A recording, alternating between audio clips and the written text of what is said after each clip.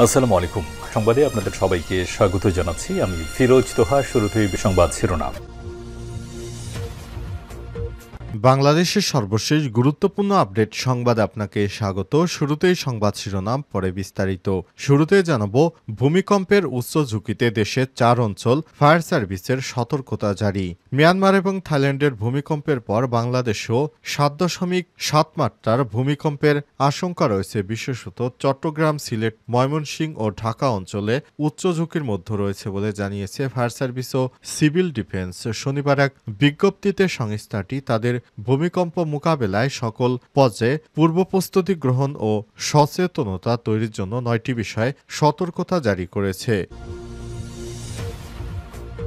এরপর জানাবো, বিশ্বকে বদলে দিতে শিক্ষার্থীদের বড় স্বপ্ন দেখার আহ্বান ডক্টর ইউনূসের। প্রধান উপদেষ্টা অধ্যাপক ডক্টর মোহাম্মদ ইউনূস চীনের পিকিং বিশ্ববিদ্যালয়ের শিক্ষার্থীদের উদ্দেশ্যে দেয়া ভাষণে বিশ্বকে বদলে দিতে বড় ধরনের স্বপ্ন দেখার আহ্বান জানিয়েছেন। আর শনিবার পিকিং বিশ্ববিদ্যালয়ের এক অনুষ্ঠানে শিক্ষার্থীদের উদ্দেশ্যে ভাষণে এই আহ্বান জানান তিনি। প্রধান উপদেষ্টা প্রফেসর ডক্টর মোহাম্মদ ইউনূসকে পিকিং বিশ্ববিদ্যালয় থেকে ডক্টরেট ডিগ্রি প্রদান করা হয়েছে। এদিকে চীনের সঙ্গে চট্টগ্রামে সরাসরি ফ্লাইট চালু হচ্ছে।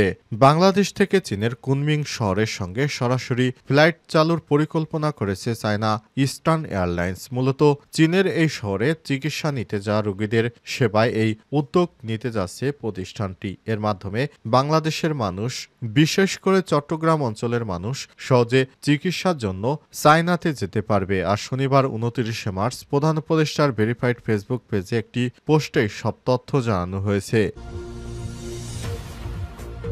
এবারে জানাবো, রাজধানীতে পুলিশিং কার্যক্রম জোরদার করা হয়েছে। পবিত্র ঈদ উল ফিতর উপলক্ষে আইন শৃঙ্খলা পরিস্থিতি স্থিতিশীল রাখতে ঢাকা মহানগর এলাকায় পুলিশি কার্যক্রম জোরদার করা হয়েছে বলে জানিয়েছে ঢাকা মহানগর গোয়েন্দা পুলিশের প্রধান রেজাউল করিম মল্লিক। এদিকে ভারতের নিরাপত্তা বাহিনীর অভিযানে 16 জন মাওবাদী নিহত। ভারতের ছত্তিশগড়ে নিরাপত্তা বাহিনীর অভিযানে অন্তত 16 জন মাওবাদী নিহত হয়েছে। অভিযানে 2 নিরাপত্তা কর্মী আহত হয়েছে বলে জানিয়েছে পুলিশ। আর শনিবার ভারতীয় গণমাধ্যম দ্য হিন্দু এক প্রতিবেদনে সব তথ্য জানিয়েছে। নিহত মাওবাদীর পরিচয় শনাক্ত করার কাজ চলছে। এবং সর্বশেষ জানাবো, মিয়ানমার ভূমিকম্পে নিহতের সংখ্যা 1000 ছাড়ালো। মিয়ানমারের 7.7 মাত্রার ভূমিকম্পে নিহতের সংখ্যা 1000 ছাড়িয়েছে। এতে মৃতর সংখ্যা এ পর্যন্ত আমাদের হাতে আসা তথ্য অনুযায়ী 1002 জন। আহত হয়েছে আর অন্তত 2376 জন। দেশব্যাপী নিহতের সংখ্যা আরও বাড়তে পারে বলে বার্তা দিয়েছে মিয়ানমার। প্রিয় দর্শক, এতক্ষণ শুনছিলেন সংবাদ শিরোনাম, এবারে বিস্তারিত। তবে তার আগে বন্ধুরা, অনুরোধ থাকবে এই সংবাদটিতে একটি লাইক দিন। এই চ্যানেলে আপনি নতুন হয়ে থাকলে আমাদের সংবাদটি দেখতে দেখতে চ্যানেলটি সাবস্ক্রাইব করে রাখুন। কমেন্ট করে বন্ধুরা আপনার মূল্যবান মতামত জানিয়ে দিন আপনি বিশ্বের কোন দেশ থেকে বা বাংলাদেশের কোন স্থান থেকে আমাদের সংবাদটি দেখছেন এবং শুনছেন। এবারে বিস্তারিত। আর বন্ধুরা, এই সংবাদটি আপনার সোশ্যাল মিডিয়া ফেসবুকে বন্ধুদের মাঝে শেয়ার করে সবাইকে জানার সুযোগ করে দিন। ভূমিকম্পের উচ্চ ঝুঁকিতে দেশের 4 অঞ্চল, ফায়ার সার্ভিসের 9 সতর্কবার্তা জারি। মিয়ানমার ও থাইল্যান্ডের ভূমিকম্পের পর এবার বাংলাদেশেও ভূমিকম্পের আশঙ্কা তৈরি হয়েছে। বিশেষত চট্টগ্রাম, সিলেট, ময়মনসিংহ ও ঢাকা অঞ্চলে উচ্চ ঝুঁকির মধ্যে রয়েছে বলে জানিয়েছে ফায়ার সার্ভিস ও সিভিল ডিফেন্স। শনিবার এক বিজ্ঞপ্তিতে সংস্থাটি দেশে ভূমিকম্প মোকাবেলায় সকল পর্যায়ের পূর্ব প্রস্তুতি গ্রহণে সচেতনতা তৈরির জন্য 9টি বিষয়ে সতর্কতা জারি করেছে। এতে বলা হয়েছে, মিয়ানমার ও থাইল্যান্ডের বিভিন্ন অঞ্চলে শুক্রবার পরপর 2টি শক্তিশালী ভূমিকম্প হয়েছে। রিক্টার স্কেলে ভূমিকম্পর মাত্রা ছিল 7.7 এবং 6.4। এতে বেশ ব্যাপক ক্ষয়ক্ষতি হয়েছে। এতে দেশ দুটি ক্ষতির মুখে পড়েছে। বাংলাদেশও একই মাত্রার ভূমিকম্পের আশঙ্কা করা হচ্ছে। বিশেষত চট্টগ্রাম ও সিলেট, ময়মনসিংহ, ঢাকার অঞ্চলে উচ্চ ঝুঁকির মধ্যে রয়েছে। অবস্থায় ভূমিকম্প মোকাবেলার জন্য সকল পর্যায়ের পূর্ব প্রস্তুতি গ্রহণ এবং সচেতনতা তৈরির জন্য ফায়ার সার্ভিস ও সিভিল ডিফেন্স অধিদপ্তরে নিম্নরূপ ব্যবস্থা গ্রহণ করতে আহ্বান জানানো হয়েছে। ১. বাংলাদেশ ন্যাশনাল বিল্ডিং কোড ২০২০ অনুযায়ী ভূমিকম্প প্রতিরোধী ভবন নির্মাণ। ২. ঝুঁকিপূর্ণ পুরনো ভবনগুলো সংস্কার ও শক্তিশালী করার প্রয়োজনীয় পদক্ষেপ গ্রহণ। ৩. সকল বহুতল ও বাণিজ্যিক ভবনে অগ্নি প্রতিরোধ ব্যবস্থা জোরদার করা। ৪. ইউটিলিটি সার্ভিস যেমন গ্যাস, পানি, বিদ্যুৎ লাইনের সঠিকতা নিশ্চিত করা। ৫. ভূমিকম্প চলাকালীন ব্যক্তি, প্রতিষ্ঠান ইত্যাদি পর্যায়ে বিভিন্ন করণীয় সম্পর্কে নিয়মিত মহড়া, অনুশীলন ও প্রচারের ব্যবস্থা। ৬. জরুরি টেলিফোন নম্বর যেমন ফায়ার সার্ভিস, অ্যাম্বুলেন্স, পুলিশ, হাসপাতাল, অন্যান্য জরুরি নাম্বারগুলো বিভিন্ন স্থানে টানিয়ে দেয়া, সংরক্ষণ করা এবং জনগণের দৃশ্যমান স্থানে লিখে রাখা।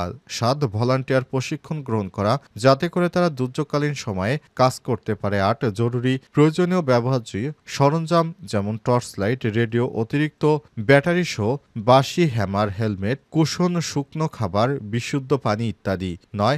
সকল পর্যায়ে তদারকি সংস্থার কার্যক্রমে সহযোগিতা করা।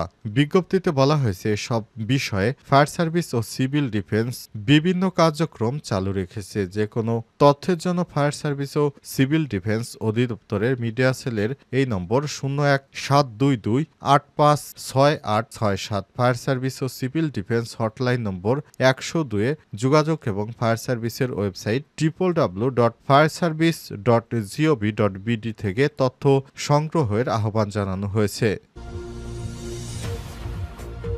বিশ্বকে বদলে দিতে শিক্ষার্থীদের বড় স্বপ্ন দেখার আহ্বান ডক্টর ইউনূসের। প্রধান উপদেষ্টা অধ্যাপক ডক্টর মোহাম্মদ ইউনূস চীনের পিকিং বিশ্ববিদ্যালয়ের শিক্ষার্থীদের উদ্দেশ্যে দেয়া এক ভাষণে বিশ্বকে বদলে দিতে বড় কিছু করার স্বপ্ন দেখার আহ্বান জানিয়েছেন। আজ শনিবার বেইজিংয়ের পিকিং বিশ্ববিদ্যালয়ে এক অনুষ্ঠানে শিক্ষার্থীদের উদ্দেশ্যে ভাষণে এই আহ্বান জানান তিনি। প্রফেসর ডক্টর মোহাম্মদ ইউনূস বলেছেন, একটি বিশ্ববিদ্যালয় বা শিক্ষা প্রতিষ্ঠান শুধুমাত্র শেখার জায়গা নয়, একটি স্বপ্ন দেখারও জায়গা। স্বপ্ন দেখতে পারা পৃথিবীতে সবচেয়ে বড় শক্তি উল্লেখ করে ডক্টর ইউনূস বলেছেন, আপনি যদি স্বপ্ন দেখেন এটি ঘটবে, আপনি যদি স্বপ্ন না দেখেন এটি কখনোই ঘটবে না।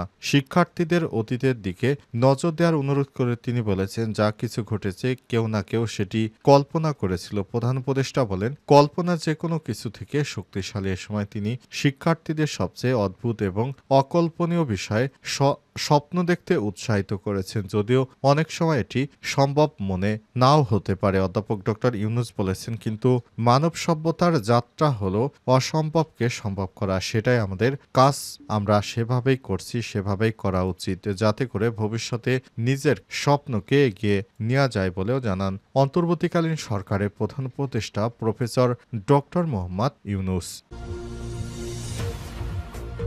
চীনের সঙ্গে চট্টগ্রামে সরাসরি ফ্লাইট চালু হচ্ছে।